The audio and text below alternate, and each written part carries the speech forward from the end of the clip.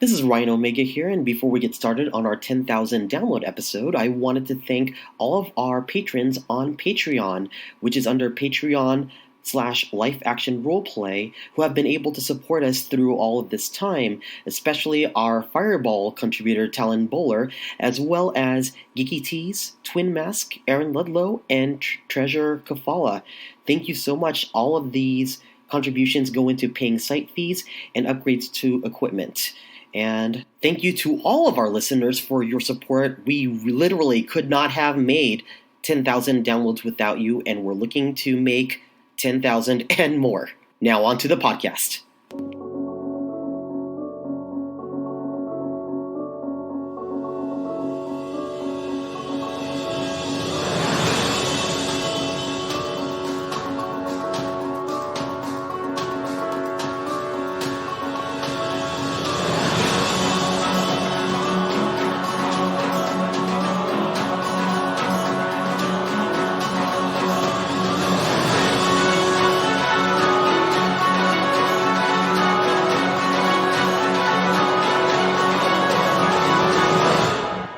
We're live at Life Action Roleplay with Ryan Omega and Kai Norman and Cynthia Marie.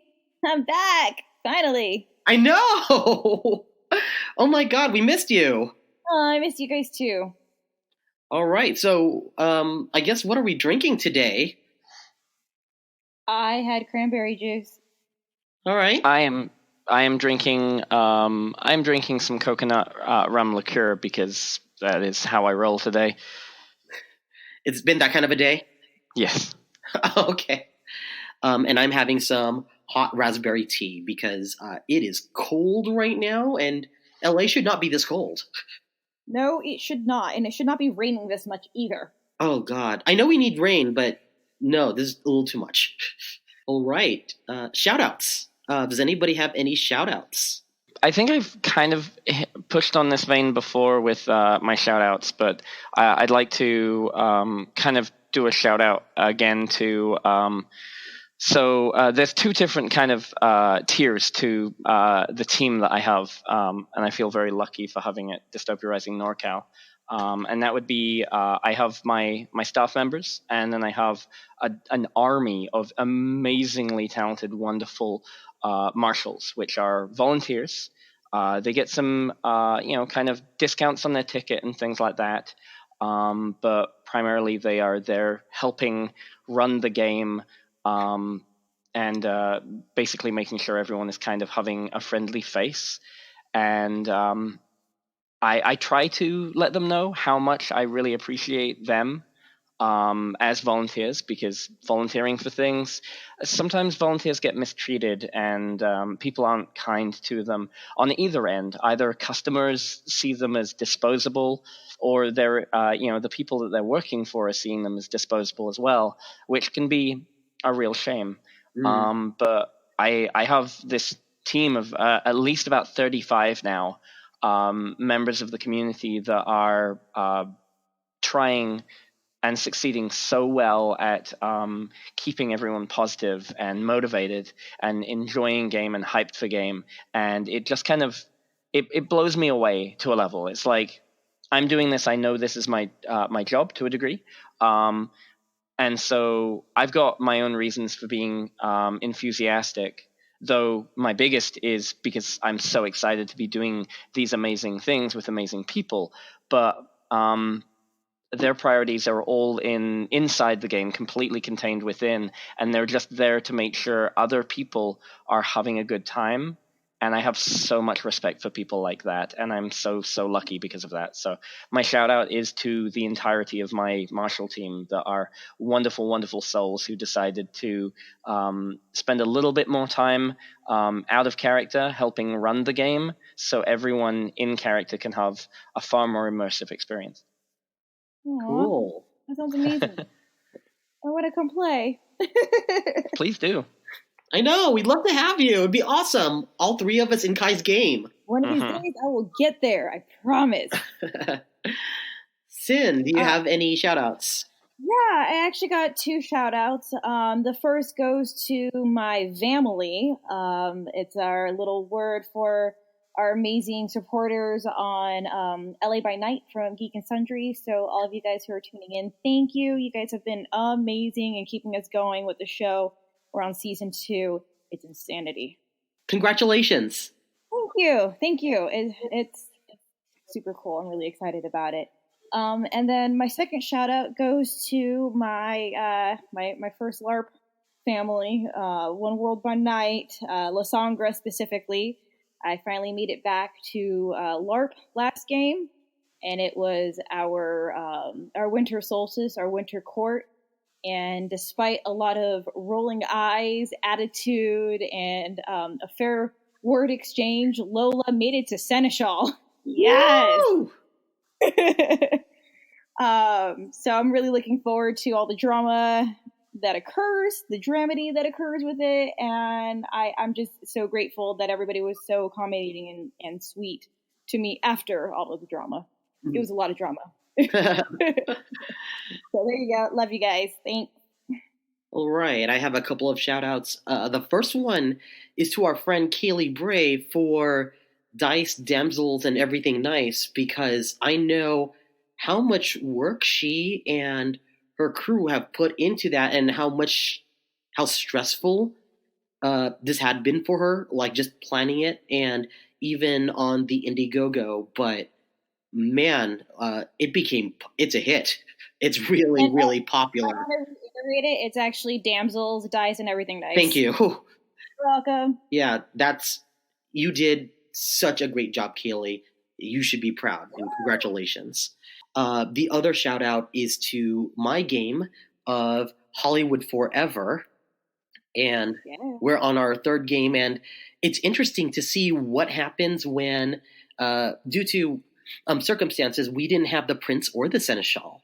So it was interesting to see people scramble for power, and the most unlikely person ended up taking the job.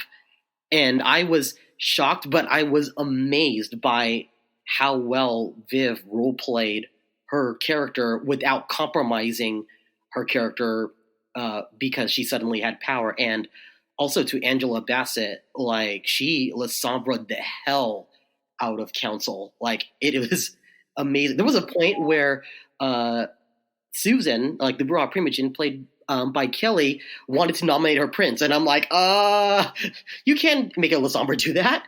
But it was just a lot of really good role play, as well as Xander Jeanneret, who joined us this game. And man, I understand why he's an excellent role player. The guy is thorough. He moved so much plot by himself by being curious and being really smart. And definitely shout outs to also Bruce and Joanna and everybody else in the storytelling team. So thank you so much. All right. So for today's topic, we're going to have audience submissions in celebration of our 10,000 downloads. And we're going to make this pretty simple. We're going to just start reading some of our favorite submissions, and we'll comment when necessary. I'm going to go with Sin. Do you want to start first? Sure, I'd love to. All right. So the one I'm reading is my girl Kaylee Bray's.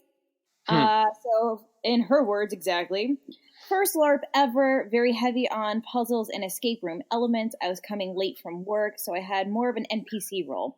I arrived and the head storyteller rushed me inside before anyone could see me. Apparently my character was a secret reveal. He set me up in a locker room and said the player should be coming soon, ... 2 hours later, I had opened all the drawers, crawled under the bed, solved many of the riddles, and was still waiting for players to solve the puzzle that unlocked the room that I was in. The best part, of course, was that my character was a ghost, and I couldn't touch anything. So when the players finally discovered me, I had to spend most of the time Vanna Whiting the room until they had found all the stuff I've already seen. I remember this. Wouldn't change it for anything. And Sin and Kai were the first ones in the room. Sin, I think this is the first time we ever met. Yes, it is the first time Kaylee and I ever met. Side note, Kai and I's character were romantically linked, and to my character's dismay, Kaylee was his ex-wife who was dead. Yep. That's amazing, and now we're good friends. Yeah, right. Plot twist. So to be specific, this was Bruce Monarch's birthday game last year. His Museum of Oddities. Yeah. It kind of started the avalanche that led to that rather intricate and big vampire game that we were just mentioning with Viv. Yeah. So it was specifically because of the Museum of Oddities LARP that we started Hollywood Forever. Although it took us 2 games before we figured out a name for it. So, all right. Kai, do you have one that you want to read? Yeah, I'm going to go for a slightly shorter one that's got some nice themes to it, especially because I don't play vampire anymore, really. So I thought this one was interesting even as a non-vampire player. So this is a fella I know called Spencer. And in his own words, this is a super braggadocious story, but it's still the spookiest thing that I've ever pulled off. It's also how I met/got to know my best friend. As a preface, this story comes from a very different time in the LARP community, and definitely shows its age as far as social interactions and player communication goes. I'm glad we, as a community, have moved forward. Don't try to win LARPs, folks. That's his takeaway there. So, I was 15, and I had just recently started LARPing, brought to a game by my girlfriend at the time. And we were invited to the local NWOD vampire street game. Who thought inviting minors to a vampire game was a good idea, ...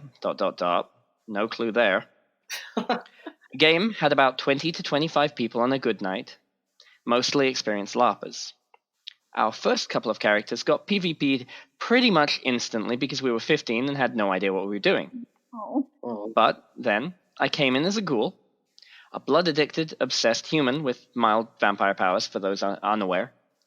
My character went on to get passed around to various vampires as characters died/were retired. It happens pretty often in vampire games, to be honest.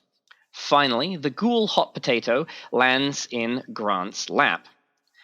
Someone even traded in a life boon to force him to take me in. Grant was less than pleased by this. His character was massively powerful, hated ghouls, and he was 32 years out of game, and dubious about a ghoul being played by a 15-year-old, since the blood bond, as portrayed, is an obsessive and creepy kind of level of adoration. And at that point, no one knew me. I'd only been around for a few months, and my reputation was entirely based on a small collection of other young teenagers around, including my girlfriend, who were, for the most part, classically 15 with all ridiculous social and roleplay choices that come with that. Grant's PC drags me outside by the ear and tells me in no uncertain terms, I don't like ghouls, I don't like you, and I don't want to hear you, I don't want to see you, and I don't want to talk to you. Come find me when you need blood, otherwise get out of here. My ghoul goes, okay, sir, got it, sir, thank you, sir. That should be the end of it, right? Well, after a couple of weeks, Grant's PC notices people are vanishing, mostly NPCs at first, but then a PC vanishes, and then another, then another. It took a while to notice the theme. Anytime he said anything about being annoyed or bothered by anyone, they would vanish within 2 weeks for some reason. Sometimes word was they left town. Sometimes they just vanished. Grant begins to test this. He starts specifically naming people. Those people also vanish. He tests it by complaining about the goddamn harpy of the city in our game, third down from the top. The prince at the top, then the seneschal, then the harpy in terms of social rank. A big, important person around town, and 2 weeks later, the harpy is dead. Oh! The rumor was the prince's child killed her for some mysterious reason. Well, he calls his ghoul in. Ghoul, do you have something to do with all of the people vanishing? No, sir. I have no idea what you mean, sir. But seriously, ghoul? No idea, sir. Ghoul, I am ordering you. Tell me. Instantly serious. Do you really want to know, sir? Grant took a moment to think about it. Actually, no. No, I don't. Thank you, sir. I'll go now. All told, my body count was about 13 to 14 people. The hardest one to pull off by far was the harpy. Eventually, Grant's PC sired my ghoul. For those unaware, that means turned into a vampire. Because he was terrified I was going to drop him in a block of cement, in parenthesis, for his own safety. During the day, someday, and it was the only way he could think of making sure that that didn't happen. I became seneschal through very legitimate avenues a few months after my siring, installed a puppet prince under my command, and remained in power for 5 years until I got bored and retired. Wow. Yeah, right? Don't mess with Spencer. Oh my god. For those unaware, he is a 6-foot-something, baby-faced, sweet darling. And I can imagine the looks of people's faces when he's pulling these things off. Yeah, super baby-faced. I remember when he took off his mask, I'm like, oh my god, why is your face like 12? Because you're 6 feet tall. But yeah, all right. I'm going to read one from a submission from Constance. This was actually the very first submission we received. My very first LARP was a Star Wars LARP set sometime after Return of the Jedi. My roommate and I made pirates who had been working for the Black Sun criminal organization, taking the idea from Shadows of the Empire, which had recently been released. We encountered 2 other players who also made Black Sun smugglers, so we all teamed up. We got our records expunged, a treasure box of credits, and a ride off the planet our ship had crashed on. We considered ourselves, quote-unquote, winners. The next day, one of the smugglers asked me on a date. We've been married 12 years now. Aww. That's exactly my reaction after I read it. Short and sweet. Thank you, Constance. Next. Sin? I think we should tackle, honestly, the one that, oh, no, this one. This one's from Alex. Alex Nobles. Are we ready for this, guys? Yep. Okay, here we go. One of my absolute favorite moments was super simple, however.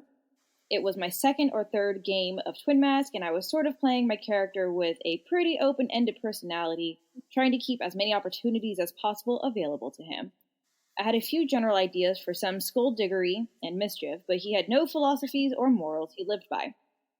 This all changed with a simple conversation in the tavern.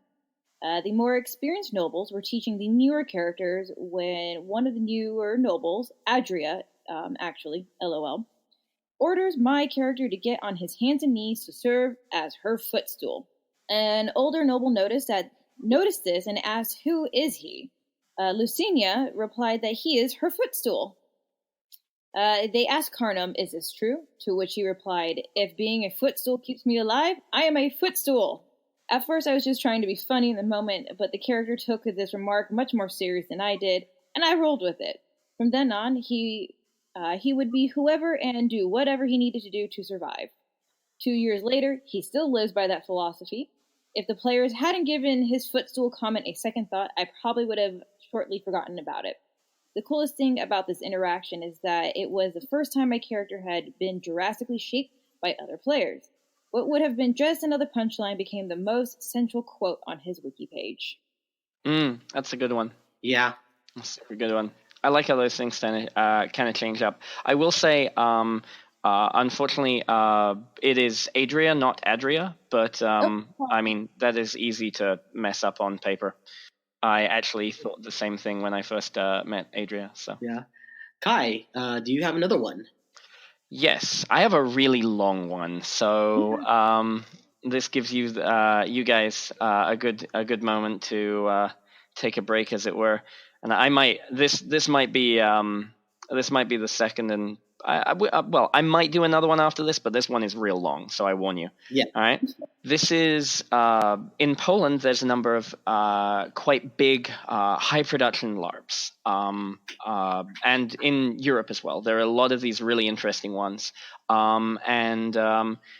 this one was the College of Wizardry LARP that was held at a full-blown castle and manor. Very impressive, lots of special effects and things like that. This is a story by Robert Macaulay, about his rather life-changing experience there. So, during Conflux Studies class at the College of Wizardry, Holly's date to the ball, Cosmo, was kidnapped by one of the most dangerous criminal gangs of wizards in the world, the Order of Fire. He'd warned her to stay clear of them, but she had no idea that they would come for him through a secret passageway behind the bookshelf in the library on school grounds. She had no idea that she would be unable to stop them from taking him. And through a trial of riddles, clues, and puzzles hidden all around in the castle, it would be up to her to save him in a final epic battle. Luckily, Holly wasn't alone. She had some of the best and brightest students with her, and some of her very best friends to boot. And along the way, would pick up more than a few helpful students willing to put their lives on the line to save their eccentric friend Cosmo from a terrible fate. The trail started with a note he'd passed to her in class about a golden wand so powerful that in the hands of any person could destroy the world. Cosmo's note said that it was here in the castle and must be found and must be destroyed before the criminal gang could get their hands on it. Good luck, the note read. That's what Cosmo was trying to do before the gang caught him meddling in their plan to acquire it. The note led to the House Labusa common room that was adorned in purple and covered with various forms of purple lions. Dodging curious professors, it was here the group located a hidden puzzle box. On its side was carved in the words, "Good luck." It took time and teamwork, but once solved, the box revealed a riddle that led the group to the astronomy tower. We were looking for a dragon of some sort.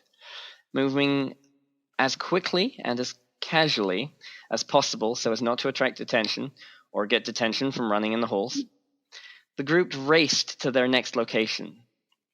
Tea in the tower? Sounds lovely. One's away. Casual walk, casual walk.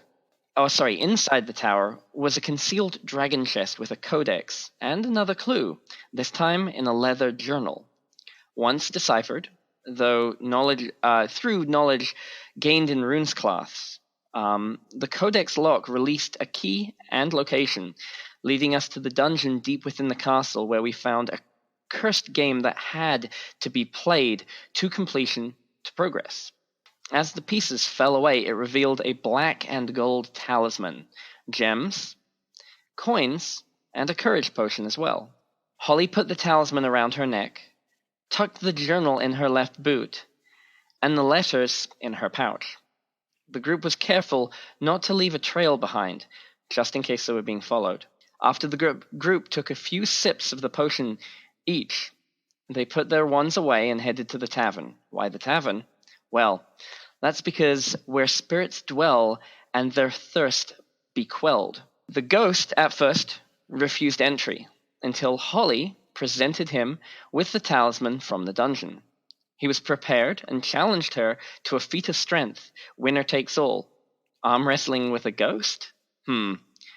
With the clever and wise support of her friends, the ghost was defeated and a reward was given. The golden wand. The golden wand. Oh, of course, the ghost is dead. He is no longer a person. Of course he could have a possession of the golden wand and not use it. In the back of the same leather journal from the astronomy tower was a secret message in invisible ink. Only visible when the light from the golden wand, a map to where the gang were hiding and where Cosmo could be held captive, close to death, concealing the powerful wand inside her right boot. The group set off once more. This time, we'd need all of Cosmo and Holly's friends' help. Acting as natural as possible, the group, that had grown from 1 student to 6 to 9 during the mission, attended school announcements in the Knights' Hall, where Holly quietly asked her house prefects for assistance with a very urgent matter. They agreed, and held back students from the House Libusa as everyone else left the hall to continue their studies. Holly was given permission to share where the group had been over the last 2.5 hours, desperately trying to save Cosmo's life. Holly pulled all the letters out of her pouch and spread them on the table. She showed everyone the leather journal and told them about the challenges, how her friends had been invaluable along the way, each solving a different part of the quest that she couldn't have done without them, all the while keeping the one secret and safely tucked in her boot. But the hardest and most dangerous part of the mission was still to come. To face down the murderous Order of Fire and get our beloved Cosmo back. "Are you with me?" Holly pleaded. House Labusa roared in reply, yes, thrusting their fists and wands into the air. With our trusted friends from our houses, our talented prefects, and all of the Lubusians, we were strong, 25 or so, fired up witches and wizards, ready to fight witchards far more powerful than ourselves for friendship. The map told us we just had to go to the Dark Forest. But we never made it that far. At the entrance to the forest was a gang with Cosmo on his knees, the boss's wands firmly pressed to his neck. Disorientating magical smoke filled the air as the students approached, wands out, led by a now enraged Holly. We were attacked first. A spell echoed out, and we ducked, spun, and fired back. Spells were bursting from both sides as the students overwhelming the gang with sheer numbers and willpower. The gang members were frozen, knocked unconscious, and others set ablaze. The students were incredible. The school had taught them well, and they used all of their knowledge to defeat the much stronger witchards. Holly dodged the final spell and landed in front of the boss. They locked eyes as he gripped Cosmo's collar tighter and demanded, "Put down your wand." Holly raised a fist, a signal for silence. The spell stopped immediately and the howling wind returned. "Release him," commanded Holly. "I will not. He crossed us. He's ours. Leave," the boss growled, pressing his wand into Cosmo's neck harder. "What do you want?" Holly asked, ready to make a deal. "I want to torture him and then kill him," the boss spat. Cries rang out from the students. "No, you can't. Please." Holly crouched down slowly, gently placing her wand on the cold stone, much to the dismay of her friends. "Don't. I don't think that's a good idea. Holly, no." "Stand up," the boss grinned. Holly took a breath and turned her back to him, facing her amazing friends who had come all this way just to potentially lose. Leaning over in exasperation, Holly cautiously reached down into her right boot, pulled out the golden wand, and turned. Surprise, bad guys. The bright light from the wand blinded the boss for just a second before being knocked back by a blasting spell. Using the moment of confusion, Cosmo ran to Holly, and Holly grabbed him and her wand from the ground, pulling Cosmo into the middle of the students who began forming a protective circle around both of them. The boss regained his breath and stood up, but his entire gang lay slumped in various positions around the courtyard. He was alone to face 25 or so emboldened young witches and wizards who had all had their wands pointed at him, ready for retribution. "Destroy the wand," shouted one of Holly's friends. Holly held up the golden wand so the boss could see it, snapped it in half, and threw it forcibly to the ground, sending light bouncing through the smoke as it flickered off and its power dissipated. "This castle is for friendship and love, and you have shown hatred. You are hereby expelled." Holly flicked her wooden wand, and a raucous battle cry from the students filled the air as the boss ran into the dark forest, banished, never to be seen again. We celebrated our victory. Cosmo was saved and unharmed. The Order of Fire had been disbanded, and we had all but done it together through the power of friendship. Cut. Bob slashed his hand through the air, signaling the scene had ended. The defeated gang members had stood up and brushed off their costumes, returning to their NPC work inside the castle. Bob held me, Kate, close to him. "The last 4 years have been the best years of my life. How about a lifetime more?" He dropped one knee and presented me with the most beautiful ring I have ever seen. "Will you marry me?" "Of course," I bubbled, pulling him up, probably a little too hard, probably shouldn't have let him put the ring on, and kissed him all over his face. House Labutha and friends cheered and clapped in surprise and joy, reciting with great enthusiasm our house chant, "Reach for the stars." And then they reply, "We are the stars. Let's hear your pride." And the group would roar, "For friendship, for love." And then it ended, "Is the dress going to be purple?" Wow. So that was how Bob and Kate are now engaged. Ooh. Yeah. Wow. For some backstory on that, to my understanding, the company that puts that event on, Bob, or Robert, as I introduced him initially, he was in charge of their Kickstarter for the first ever one of those events that they ran. He was the manager for the Kickstarter and helped with that process. So he has a long history with that company, and a lot of those people there are his close friends now. So it seems very appropriate that that is kind of how he took the best opportunity to propose to the love of his life. Cool. Mm-hmm. All right. Next, I'm going to read a submission from our friend Dustin. So, myself, Devin, and a group of played a game a few years ago that had a 1700s era vibe. We all played pirates, the same that we played in our Extra Life Pirates tabletop game. So we are being our piratey selves and pretty much ran the town, one of the most competent groups in the town. There was a PC who was a pompous, douchey, hoity-toity noble who wore a powdered wig, pissed all of us off with his "I am better than you" attitude. So one night, we noticed that he hasn't been seen for a while, and the lights in his cabin were off, and after a few looking around, we realized he has gone to bed and his cabin was in a non-so-open part of the camp. So we get a marshal, and myself and Devin sneak in all quiet-like in the pitch black, and we see him all bundled up in the bed, covers piled up high, wig laying on the top bunk.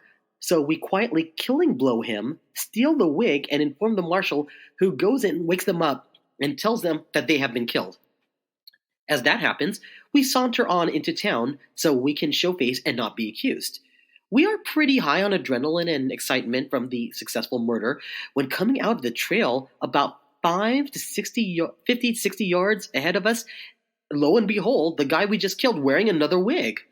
So we all stop dead in our tracks and look at him, look back towards the building we just left, look back to the guy, look at each other and ask, who the fuck did we just kill? It turns out we killed his in-play sister who was sleeping in his bed because they were married out of play. Whoopsies! I laughed so hard and still laugh about it to this day. They never did figure out who killed her, but we were one of the top suspects, but they couldn't prove it. We never spoke of it ever again in play. It was hilarious. Oh, that's epic. Yeah. I love the mistaken identity like tropes. It's like, that was cool. Yeah. Whoops is a good word for that. Sin, do you have another one? I sure do. All right. This is from Christian Keller. For me, my favorite LARP story has to be at Kublai Khan years ago. It was a Vampire the Masquerade game with One World by Night. I played a Ventrue by the name of Marcus James. The setup: the Prince of SoCal, a Ventrue, had an absolute meltdown in front of the collected clans and yelled at a pair of Archons, which for Clan Ventrue is a major social error. Try saying that 3 times fast. Clan Ventrue. Clan Ventrue. Clan Ventrue. Yeah, how do you? Our inferiors can never see members of Clan Ventrue lose their composure in public. One player who played the local head by the name of Mr. Rogan had me as his hatchet man to gather the members of the clan. The scene: we had an emergency board meeting. Oh, boy. Around 20 Ventrue were involved. What made it so memorable was that during this discussion of what to do as a clan to show our displeasure, people were worried about the effect up chain. During this, I sat with my fist clenched on the table, no emotion on my face. Mr. Rogan looked at me and snaps, "Mr. James, contain yourself." Everyone stops and looks at me. Then a visiting prince from Europe asked me what was wrong. What followed was some of the best and most intense roleplay. For a few moments, all 20 of us were Clan Ventru. We were in a boardroom and playing the high politics at our right as the lords of the damned. Sorry. I did get a RP nod from the gentleman that was the Ventru sub-coordinator at the time. I was rather shocked when he asked for me, then in front of a few, I would guess about 100 players. This is how you play Ventru. Very rewarding to know that a character I created can help to bring everyone's RP to a higher level as we collectively tell a passionate story. I totally understand this story because I had a similar Kublai Khan experience with the Toreadors. Nice. So I have one from Michael Nelson, who played Twin Mask a while ago, but I kind of love this story because this comes from the East Coast. So John and Angela Bassett know this guy. My first character was an assassin. I learned really quickly that I am unusually skilled at stealth in my real life. I was one of those a-holes that killed other players for fun too. So this one time, my buddy Clinton was guarding a building with two other guys while everyone else was eating dinner. There was a King of the Hill style contest going, and they had control of the building. I had no desire to claim it. I just wanted to murder and sow chaos. We lived in Virginia, thick woods, dense foliage, beautiful cabins, etc. It's a moonless night. So it was particularly dark, and I have impeccable night vision. I'm creeping along and chose my target, Clinton. Now, Clinton is sitting down on a patio with Devon, while the third paced back and forth. I spent close to 45 minutes slowly edging myself closer and closer until I was about maybe 5 feet away in shadow. When I strike, I leap out and assassinate him. Now, what's so special about this is apparently they were having a conversation as I crept about me. Clinton, it's unusually dark out. I bet Gilfie is out right now watching us. Guy, pacing. No, he's eating dinner with everyone else. Clinton, you think? Guy, pacing. Even if he was, I'm here. I've been watching the trails. He couldn't sneak up on us. There is nothing that he could do. Clinton, I guess you're right. Assassinate! It was the most beautiful thing in the world. To Clinton, it was as if he summoned me. I have so many PvP stories like that I could talk for hours. Nice. Mm-hmm. That's some good timing there. Yeah, it was like just very coincidental timing. Kai, do you have another one? I need a moment. Reading Bob's one was quite a bit. It was. So I'm recovering. As for our listeners, as weird as it might sound, there's a big difference between just yammering my lips off and actually reading something out. So that was a little bit stressful. But yeah, give me a couple of moments and I'll be ready to jump in on another one, I think. Maybe. Yeah. Well, okay. So I can share some of the shorter ones. So I posted this on my Twitter. So I got some shorter answers. Oh, okay. Which I can go cool. Go for some of the ones from Twitter. They were pretty darn cool. So there was one from @Ash TR Gaming. She said, my character's first kiss with her girlfriend Quinn. It was a moment of angst, passion, and literally almost, hang on, it cut off for a second, literally almost cried out of joy for both characters. Both characters finally found the love they always wanted. I will forever cherish the chemistry between she and the other person's name, and I share when role-playing. I thought that was, like, super sweet. I love that story. Mm-hmm. Let me see. This is from @Leia574. The very first time I played was streaming on a charity event, so having never played D&D before, I was so nervous. Our first roll initiative that I rolled a natural 20. Had no idea what to do after that. I thought it was adorable.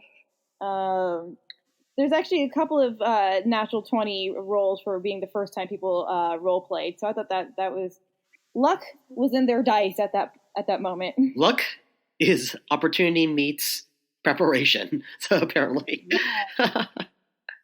Yeah, so those are a couple of my favorite ones on my Twitter. Cool. I'm going to read this one from Devin. So this is a story of... did you want to read this in? This one's the exorcism one. Nope. Okay. Just scares me. I will read this one from Devin. The Story of the Exorcism. This was the best mod I ever ran. Dustin Fletcher, Max Armstrong, and I conducted a 2-hour full immersion including sets, props, costumes, makeup effects, lighting, sound, and special effects. Some of the other crazy things outside of this story is set a stunt friend of ours fully on fire. Just as a personal note, these are trained stunt people. I would not recommend this at all to any of our players. Did a witch's bloodline ritual around a 15-foot fire tornado and squib blood gags of people seemingly for real being stabbed. All of these things done with trained professionals or under supervision of trained professionals, so don't try those at home. This story, though, did not need the impact of fire for the wow factor. That was all in the acting and the visual effects we put into the final room. To prep the mod, I watched a slew of movies like The Exorcist, Constantine, Emily Rose, etc. to pick out how to recreate that feeling of pure fear in the face of pure evil. The equipment. 4 big speakers that sat in the corners of the final room.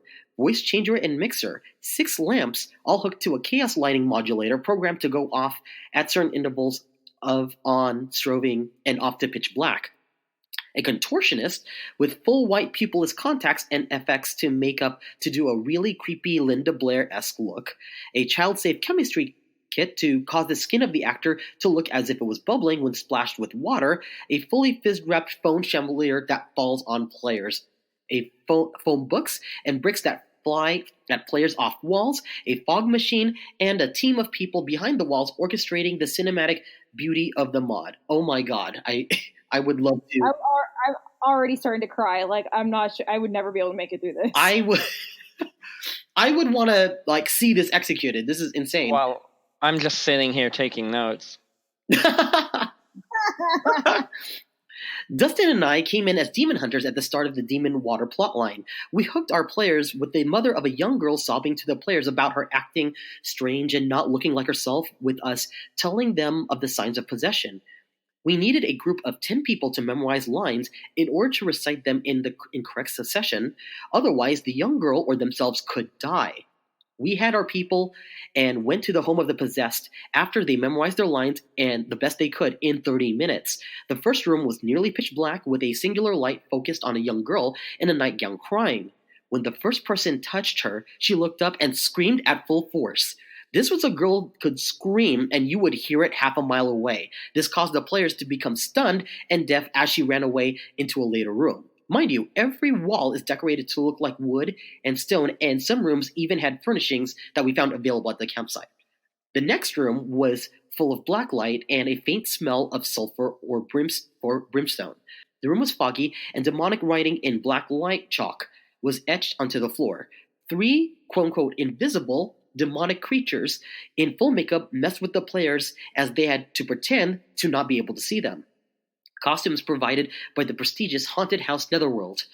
This was an out-of-play scare tactic, as people in the costumes were also haunted house actors, and the players could not alleviate their fear by attacking it because they could not interact with them, although they could see and feel them breathing down their neck and jumping in fear when they shock scared them. Oh, hell no. No. Yeah, I'm reading this now. I'm like, I can't do this, but I'm going to read on. The next room was a library or study that had bookshelves and a chandelier. The young girl laid sprawled out on the floor as she then crawled toward them in jerking Japanese horror film fashion before crab walking like Linda Blair and twisting her body as she stood up to face with the players now pinned against the wall in fear. She laughs like a child before walking away backward and then saying, "You will die! The child's soul is mine!" in a demonic voice as books then fly off the shelves towards players and a chandelier falls on top of them as she runs into the next room. Here they are all hit with a paralyzing fear where the girl comes out walking backwards, head tilted back, looking at them while twitching. She then proceeded to pick out the most visibly scared and whisper out loud for the room to hear their worst secret and greatest sin. These were preceded by all players to us secretly beforehand. After the paralysis wrote of the girl, stood there crying and said, "Mommy, help me," as a point of blood pouted into her mouth while her white gown before passing out. We tell the players to grab her and tie her down in the main living area before the demon takes control again. They tie her to a chair in the middle of the room and draw a very intricate ritual circle with chalk on the ground, encircling her and trapping them all with candles and salt. They then proceeded to recite the ritual during which the demon rewoke and start gaze casting insanities, blindness, curses, and even death, and all they had to try to focus and stay alive long enough to recite their lines in the correct order. Everyone got into it and started chanting in unison with full intent as if it were real. The demon forced them to fumble it, causing it to spill onto the ground and making everyone start over, but now everyone cursed with blindness. The alchemist now saw others being blinded beforehand and smartly laid out the formulas and the ingredients in order so that they could still do it for real while blinded. This is also when the lights were in full chaos mode, strobing on and off in different intervals, creepy music and fog pouring in, and the young girl's voice now fully amplified and demonic through the speakers. The players were able to save her, and we had successfully pulled off the coolest mod I had ever been a part of. That is a whole ball of nope. Congratulations. That sounds like wow, but no. That one's incredible. That's incredible. I can't do it. Hats off to Devin, Dustin, and Max. Just the production value of that sounds like is better than some movies. Holy cow, that's amazing. I definitely need to get I need to get Devin and Dustin to come visit from I think they live in Atlanta. Yeah. They live out in Atlanta. For those unaware, they have a D&D show that they've just started doing, which I believe is, called D4 on Twitch. D4. Really, really cool stuff. They've got some great things, and even their intro is really exciting and nicely animated and things like that. Those guys are super cool. I'd love to sometime. They want to check out my DR game, and they also want to check out Twin Mask, but I'd love to plan some really crazy, creepy, intense horror mod for Dystopia Rising that they would run at my game. I'm sure they'd have a blast with that. We would definitely have to catch them while we're out here, but yes, they're definitely on my short list of people we want to have on the podcast, because that's pretty amazing. Yeah. Okay, you want me to do one now, right? Yep. We haven't done any of Kevin Pearl's ones, have we? No, we haven't. No. Okay, so some preface here. Kevin Pearl is a pretty cool dude who originally, when he submitted these stories, he actually gave us 13 pages worth of story. So it's been cut down a little bit to a couple of favorite pieces. Yeah. And we're going to share one of those right now. And this is all first person from the perspective of Kevin playing his character. So, I was the janitor, which is one of the two unique roles in the game, along with the headmaster, headmistress. By the way, this is for if I didn't say so, this is for the College of Wizardry game that Bob and Kate played in. Two unique roles in the game along with the headmaster, headmistress, but traditionally is not a character often involved in a lot of plot. Its main function is to be the keeper of the books of points that gives the game its mechanic, so it's kind of a big deal. So that brings us to Friday, the first full day of the game. The first thing I do is count the points. Turns out most of the houses are in the negative, which I attributed to how strict the headmistress and some of the other professors had been at the start of the game. Word about last night has started to spread. I'm approached by a few students who want to help me out, but nobody trusts me to give me their wand or anything like that. I'm still a little crazy at times, so I spend much of the morning rambling about it being Friday the 13th and how something bad is sure to happen. Of course, nothing with the headmistress plot is set to move again until that night. So I set up a little side quest to keep me busy during the day. This let me do something fun with the idea of actually being a janitor at a magical school. Basically, at every break between classes, the main toilet would break, and a student would be sent to fetch me. This happened over and over again, causing my character to be angrier and angrier, to the point where I built a fishing pole to fish out whatever was clogging the plumbing and took it to one of the outside wells. This resulted in a cool scene where I got a bunch of students to help me do a ritual to unclog the drain.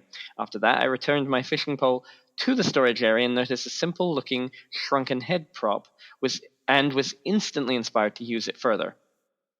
So at lunchtime, I appear at the announcement balcony, completely irate. The headmistress gives an update on the point standing, and then throws it to the rest of the staff to make any announcements they need to make. When it gets to be my turn, I hold up the head and yell at the students to stop flushing their artifacts down the toilet, and then in another moment of inspired roleplay, I decide to accidentally drop the head from the balcony. The collective gasps of the students, the staff, and even the NPCs who think I might have been worried if I would hurt someone or something was amazing. Of course, the head was a soft sponge, and I purposely stood in an area where I knew it wouldn't land on anyone, but even still, a student decided to catch it, and much hilarity ensued. Oh, I like that one. Yeah, a nice little lighthearted one. Yeah. You see, Sin, do you have another one? I can read Kevin's second one. Actually, I think now would look a good time to do our audio submission. Yeah, like this. Oh, I'd almost forgotten about that. Yeah, like we did ask people to submit their best stories, but we also allowed people to submit an audio clip if this is something that they wanted to do. So this comes from Tristan, Sam Woodruff, Sam Malengit, and Devin Broderson, who decided to do an audio play of their submission. So I'm going to play that right now. The red dream descends, the dreamers rise. All together there is a rush as the call to arms is issued. Only the dreamers can fight him back. Only the dream mages can stop him. Now they make the hardest decision of all, who to bring with them into the dreaming. One dreamer chooses the oldest and most experienced of warriors to fight for them, while another chooses the most well-armored, the most well-outfitted. But I chose different warriors. I didn't choose the wisest, nor the swiftest, nor the most magically apt. I didn't choose the strongest warriors. I chose the warriors with the strongest hearts. Nothing could prepare them for what came, but they came regardless, fearless and brave, bold and strong of will. Those are the warriors that I chose. I appeared as I was, sword in hand, alongside my comrades Mary and Cormac. I felt happy and determined to win and protect my dreamer. We were put up against shades, or rather very weak spirits that I had fought many times before.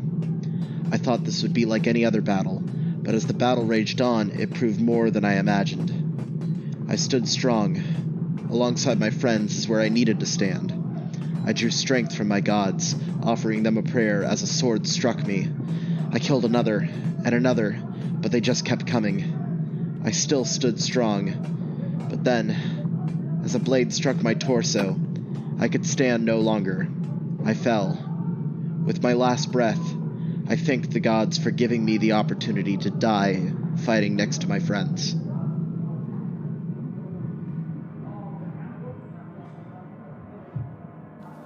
When Telray fell, I knew I was next. My spear was heavy, and my wounds were opening. Cormac didn't look too good either. Every swing weakened him, as did every breath. I never seen him so damaged. I barely even knew Sigurd personally, but everyone else did. He was both feared and beloved by the returned, and now was going to be the reason why no one was going to see him again. What was I thinking? I'm not supposed to be here. These men deserve better.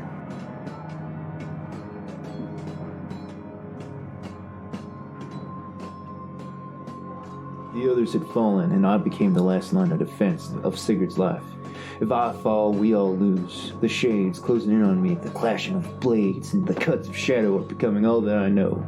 At some point, I and my sword are working in perfect tandem, the blade parrying and striking before I can will it to. The fight I fight is not one of victory, but one of survival or destruction. If I lose, not only do I die, but Sigurd dies. I would not let my brother fall to my own failure. Soon these spirits backed me in a corner. I thought for sure this was it. Death pinning me and my brother of my wounds. And we're bleeding ceaselessly. Each movement tore them wider, but I couldn't let them slow me down. As the battle went on, the landscape beneath me shimmered away. I knew then I had succeeded. Every time one of them died, I could feel them die in me. My eyes filled with blood, my lungs caved in, my bones broke and crumpled. For all the might I had, all my power, I was at my most powerless. At first, I grit my teeth and pressed on. Then, I struggled just to stand on my feet, waiting for the moment someone else died. Some other part of me snapped. By the end of it, I was on the floor, half awake, half praying that someone, anyone, would save me. Because I couldn't save myself. I've never felt so weak in my whole life. We all learned from it. No matter how strong we get, how big we build ourselves up to be, we amount to nothing if we cannot have faith in our friends. That's what pulled me through that awful night. Our faith and our friends.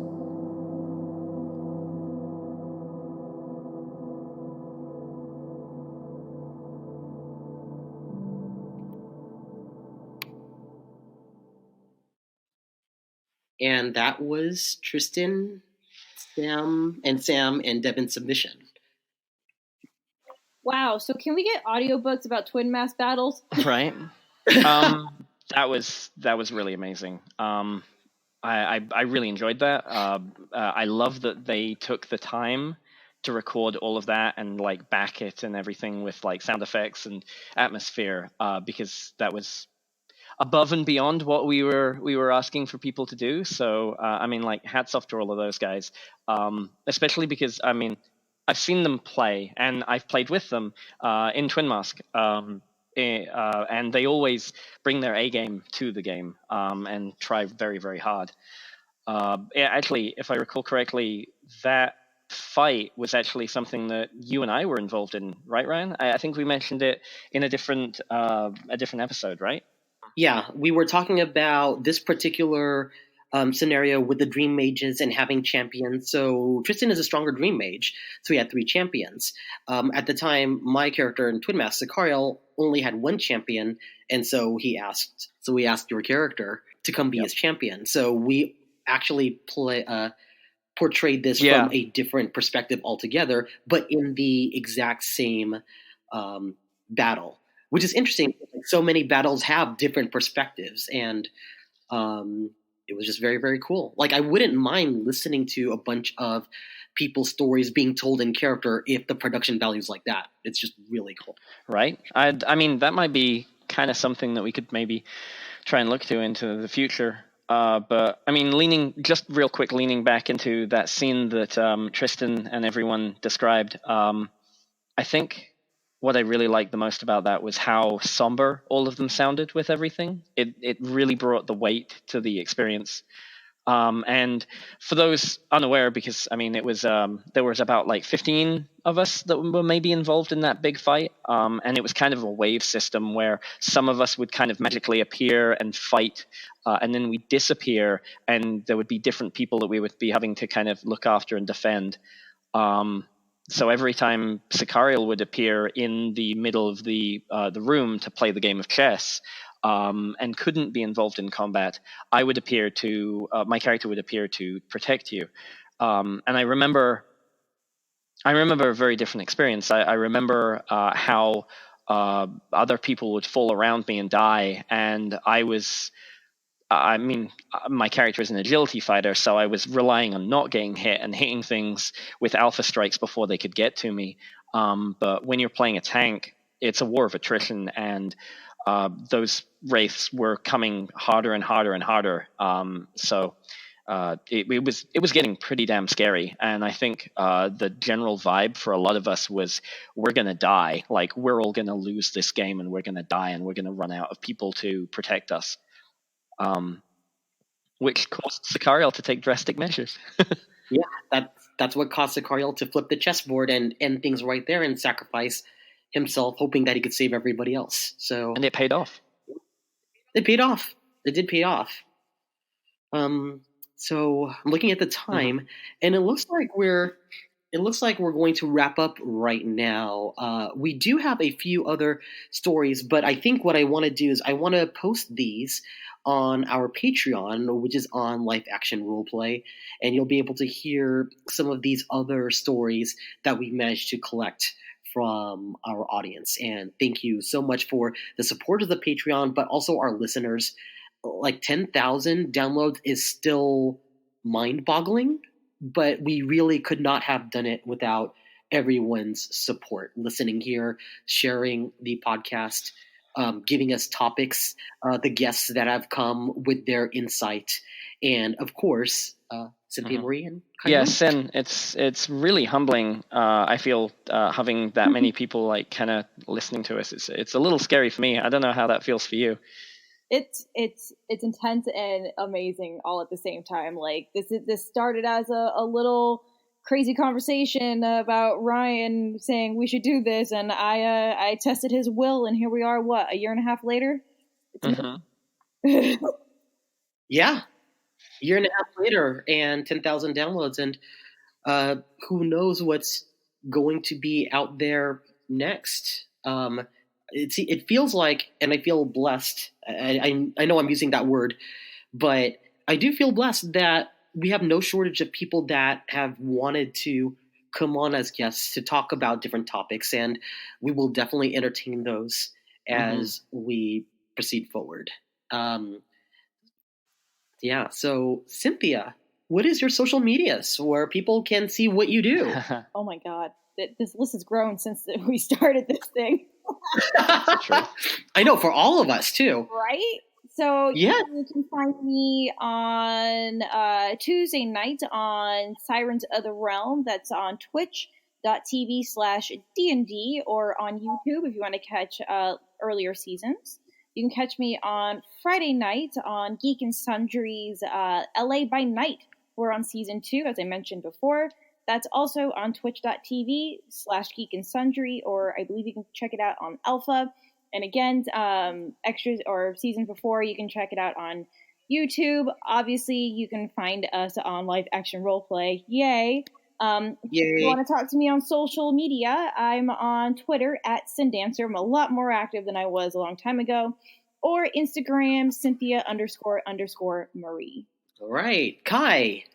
You can find me on most of the social medias under Yo Kai Props, because I like bad jokes and puns and Japanese monsters.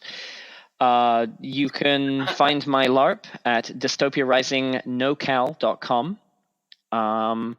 You can also find that if you just type in Dystopia Rising NorCal Players on Facebook, and you'll be able to find the community that is growing for that game. I also, on Wednesday nights, play an Eberron campaign with a few wonderful people in Mezarcana, and that's a lot of fun. I play a sneaky, opportunistic kind of character in that is labeled as a kingpin somehow, but that's been fun. So those are the best ways of finding the things that I do. All right, and this is Ryan Omega. You could find me on Facebook and Instagram under Ryan Omega, and on Twitter under Ryan OMGA. I also appear, thanks to Sin, because she introduced me to someone, to Jake, and I'm now part of the Ventures group, which plays Sundays at 4 p.m.